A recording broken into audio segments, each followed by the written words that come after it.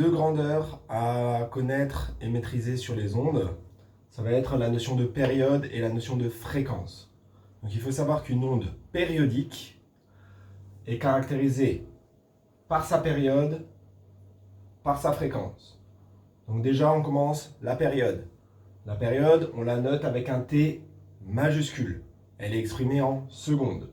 Donc c'est la durée du plus petit motif qui va se répéter. J'ai pris l'exemple là, si on prend une représentation temporelle, donc on a bien comme variable ici le temps.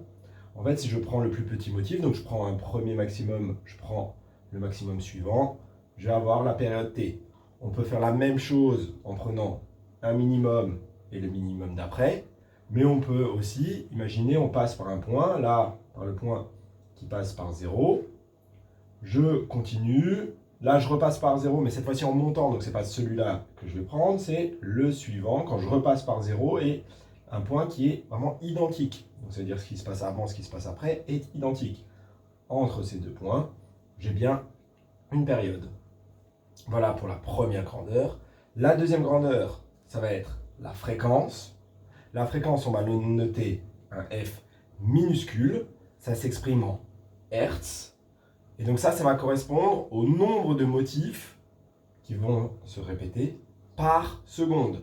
Donc la formule à connaître, ça va être la fréquence, c'est égal à 1 sur T. Donc 1 divisé par la période. Ça veut dire aussi que mathématiquement, vous devrez savoir que la période, si on vous donne la fréquence, ce sera égal à 1 sur F, avec la période T toujours en secondes, la fréquence F en Hertz. Nouvelle grandeur à connaître, la longueur d'onde. Donc elle se note lambda. C'est une lettre grecque, il faut savoir représenter ce lambda. Donc, comme son nom l'indique, c'est bien une distance. Donc elle s'exprime en mètres. Donc ça va correspondre en fait à l'équivalent de la périodicité spatiale de votre onde.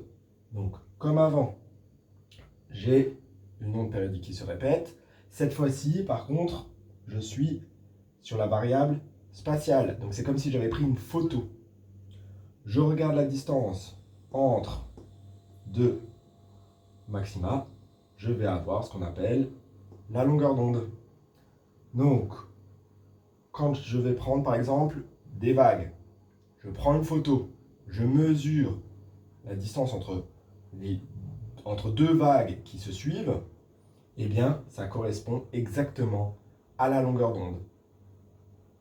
Voilà ce que vous avez à savoir sur cette grandeur-là.